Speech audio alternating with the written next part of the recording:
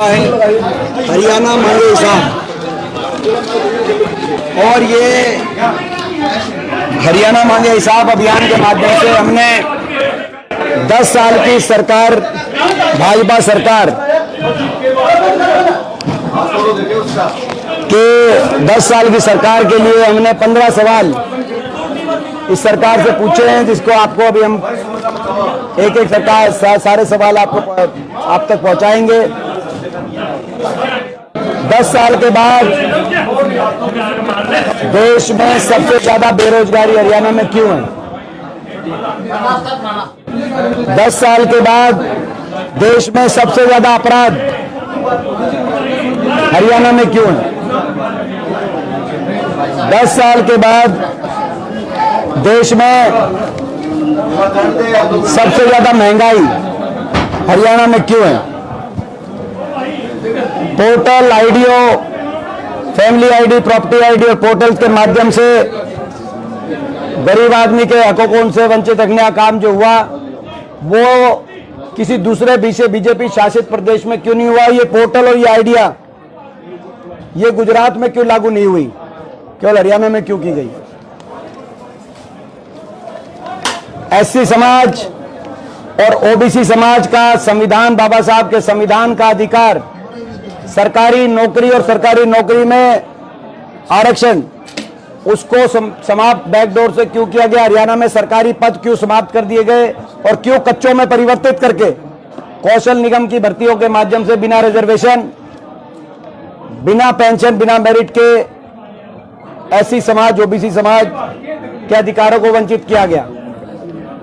क्यों गरीब आदमी की सारी योजनाओं को बंद कर दिया गया? 100 गज के प्लॉट की योजना, मकान की योजना, पानी की पीने की टंकी टूटी की योजना, वजीफे की योजना, इस तरह की योजनाओं को क्यों? और भाई क्यों भाजपा काल बना किसानों का काल? ये भाजपा काल बना किसानों का काल, 750 किसानों की जान चलेगी। और क्यों हर वर्ग को, कोई एक वर्ग ऐसा नहीं, हर वर्ग को सड़क पे सरकार ले आई इन 10 साल में। स्कूल के छोटे छोटे बच्चों से लेकर, नन्हे मुन्नों से लेकर 500 स्कूलों में धरने हुए। हिसार में भी कई स्कूलों में धरने हुए, जिसमें मैं स्वयं गया था, बाकी हर जिले में हुए थे। प्रदेश के कोने कोने में हम, जयप्रकाश जी और हम हिसार में कई स्कूलों में गए, आपने भी कवर किया। 5000 स्कूल बंद हो गए या मर्ज हो गए, गरीब आदमी का बच्चों के धरनों से लेकर, और हमारी बेटियों को जंतर मंतर पे धरना देना पड़ा अपने न्याय के लेके। बेटी और बच्चों को भी धरना देना पड़ा, बड़े बुजुर्गों को धरने देने पड़े, किसान को, शिक्षकों को, कर्मचारी को, व्यापारी को, हर वर्ग को धरने देने पड़े सरकार के खिलाफ, मगर फिर भी सरकार को कुछ सुनी नहीं। तो ये हरियाणा मांगे जवाब और हासी भी मांगे जवाब। ये वो हासी है जिसको विकास की तरफ आगे लेके जाने के लिए पूर्ववर्ती हुड्डा सरकार, कांग्रेस पार्टी की सरकार ने, हम लोगों ने मिलके, जयप्रकाश जी और हम लोगों ने मिलके हमने प्रयास किया कि हासी प्रदेश और देश के विकास के नक्शे पे आए। ये वही हासी है जो हमारी सरकार के समय मिनी सेक्रेटरीट से लेकर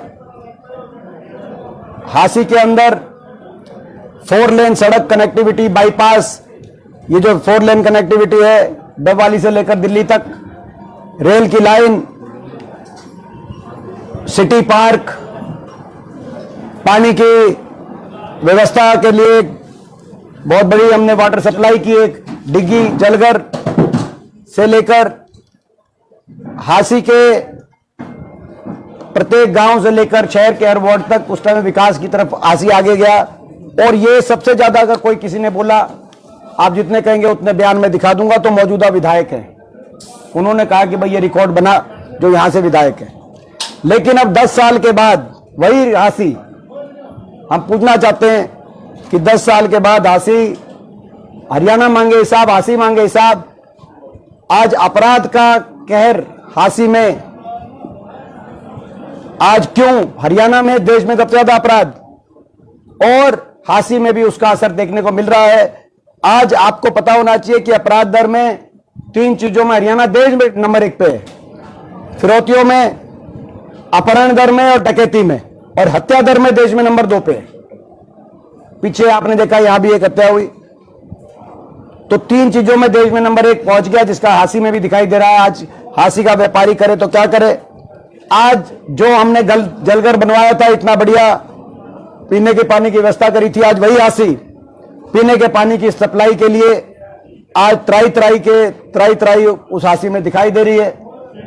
अगर पीने के पानी की सप्लाई में त्राई दिखाई दे रही है तो आप जाके चेक करें, सातबाज और आसपास के आप गांव के अंदर जाके चेक करें, जो है बिल्कुल नहरी पानी का तो एक एक टोपा के लिए जो है गांव के गांव तरस गए हैं। तो आज ये वही हासी है, ना सफाई की व्यवस्था यहाँ पे दिखाई दे रही है, सड़कों के जो हाल है वो दिखाई जो आपके सामने हैं, और नगर परिषद को लेकर लोगों को कितनी तकलीफ सहनी पड़ रही है वो हासी के लोग ही जानते हैं। आप भी कई पत्रकार बीच बीच में मुझसे मिलते रहते हैं, आपसे मैं डिस्कस करता रहता हूं, बाकी लोगों से भी डिस्कस करें। तो आज ये हासी हमारी जो सोच थी और हमारा जो सपना था कि इस हासी को, ये जो रेल 4 लेन खेदड़ के अंदर थर्मल कारखाना, हिसार में उस समय एयरपोर्ट और महम में इंटरनेशनल कार्गो एयरपोर्ट के माध्यम से इसको हम विकास का कॉरिडोर बनाना चाहते थे, जिसके सेंटर में हासी पड़ता। आज वो विकास का कॉरिडोर अपराध का कॉरिडोर बन गया। हरियाणा मांगे हिसाब, ये हासी मांगे हिसाब। ये विकास का कॉरिडोर अपराध का और बेरोजगारी का कॉरिडोर कैसे बन गया, सरकार बताए। ये आज बाकी तो जो है हिसाब मांगने निकले हैं, कितनी उम्मीद है कि बीजेपी सरकार जो हिसाब देगी? देखिए, बीजेपी तो हिसाब दे नहीं रही। वो तो आपने देखा होगा, जो केंद्रीय गृह मंत्री आए, हमने आज से 1 हफ्ते पहले प्रोग्राम अभियान शुरू किया। करनाल से इस अभियान को जो एक पदयात्रा के माध्यम से हमने शुरू किया, और उसके 2 दिन के बाद केंद्रीय गृह मंत्री आए तो उन्होंने कहा कि भाई ये किस बात का हिसाब मांग रहे हैं हुड्डा साहब, और हिसाब तो हम मांगेंगे। 10 साल के बाद भी उनको अपने मुख्यमंत्री या पूर्व मुख्यमंत्री से ज्यादा हुड्डा साहब का नाम लेना पड़ा। 10 साल के बाद भी वो अपना एक परियोजना की बजाय हमारे अभियान का नाम ज्यादा लेना पड़ा कांग्रेस का। वो अभी अपनी परियोजनाएं गिनाते कि भाई यहाँ पे हमने यूनिवर्सिटी बना दी, यहाँ पे थर्मल कारखाना बना दिया, हम इतने किलोमीटर मेट्रो ले आए, इतनी रेल की लाइन बिछाई, कुछ तो कहते, लेकिन उन्होंने काम कुछ बताया नहीं 10 साल के बाद। तो ये स्पष्ट है कि वो हिसाब नहीं देना चाहते, लेकिन वो हिसाब नहीं देना चाहते, मगर हम उनको हिसाब दे रहे हैं बीजेपी वालों को।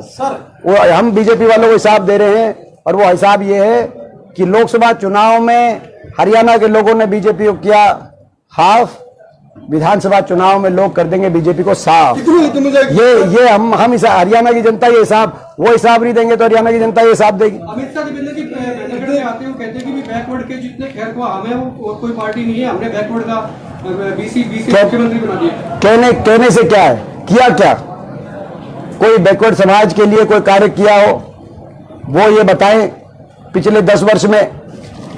पहली बात, एससी समाज और बैकवर्ड समाज की जो संविधान के अंतर्गत जो अधिकार हैं, सरकारी नौकरी और उनमें आरक्षण, सरकार 2 लाख सरकारी नौकरी समाप्त हो गई, हरियाणा में 30 लाख सरकारी नौकरी समाप्त हो गई सेंटर के अंदर, और हरियाणा में जो नौकरी बची वो कच्चों में परिवर्तित कर दी बिना रिजर्वेशन के कौशल निगम के माध्यम से। और उसके साथ हरियाणा में पिछले 5 साल में केवल 10,000 नौकरी लगी है पक्की। उन 10,000 में ज्यादातर हरियाणा के बाहर के लोगों को लगाने का काम हरियाणा की सरकार ने किया है। इसी तरीके से आपने देखा होगा क्लास 1 और क्लास 2 में पूर्ववर्ती कांग्रेस पार्टी की हुड्डा सरकार के समय क्लास 1 और क्लास 2 में ओबीसी का आरक्षण 10% से बढ़ाकर 15% तक हमने करने का काम किया था कांग्रेस पार्टी की सरकार ने, जिसमें बीसीए और बीसीबी को दोनों को उसके अंदर स्थान दिया गया था।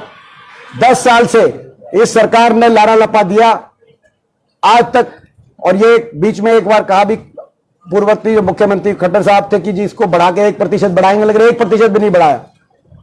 तो किया क्या, ये हम पूछना चाहते हैं। बैकवर्ड समाज के लिए कहां न्याय हुआ? और कांग्रेस पार्टी का स्पष्ट है, जातिगत जनगणना कांग्रेस पार्टी कराने का काम करेगी। हरियाणा में सरकार कांग्रेस की बनती है, और जातिगत जनगणना के अनुसार के आधार पर ये पहले भी हमने 15% बढ़ाने का काम किया था, और इसको आगे पूरा जितना संवैधानिक हक है वो बढ़ाने का काम ओबीसी समाज के लिए हम कांग्रेस पार्टी करेगी। क्या ईडी का प्रयोग हरियाणा में भी किया जा रहा है क्या? वो आप भी बताओ। ये आप बताइए सर। नहीं, आप- ये जगह आप- और दान सिंह के ऊपर ईडी देखो, ये- प्रतिष्ठान पे ईडी पर छापे लगे हैं। ये मैं समझता हूँ कि 1390 करोड़ का अच्छा, और एक ओबीसी समाज के लिए एक और बात, ये जो अभी इन्होंने 6 लाख से बढ़ाकर 8 लाख किया है क्रीमी लेयर, ये भी ओबीसी समाज के अधिकारों को छीनकर और पर जले पर नमक छिड़कने का काम किया। मैं इसलिए बताना चाहता हूं कि केंद्र सरकार का लिमिट है 8 लाख, उसको घटा के 6 लाख कर दिया, और हरियाणा अकेला प्रदेश ऐसा बना जिसमें इन 6 लाख में कृषि और जो है सैलरी इंक्लूड नहीं होती थी, जिसकी वजह से ओबीसी समाज के जो अधिकार है उनको छीनने का काम हुआ। ओबीसी समाज ने मांग की इसको बढ़ाया जाए, और कांग्रेस ने घोषणा पत्र पे दिया कि हम इसको 10 लाख करेंगे। बीजेपी सरकार ने जाते जाते अब ये कहा कि भाई हम इसको 8 लाख करेंगे, जो केंद्र सरकार के बराबर, मगर 8 लाख करेंगे, लेकिन अभी कोई भर्ती ऐसी नहीं बची जिसमें इस आग का फायदा एक भी ओबीसी वर्ग के किसी एक नौजवान को हो। यानी कि 10 लाख से जो है 10 साल से ओबीसी समाज के नौजवानों का अपने हक छीनने का काम किया, जाते जाते आपने कर दिया, जिसका लाभ एक ओबीसी समाज के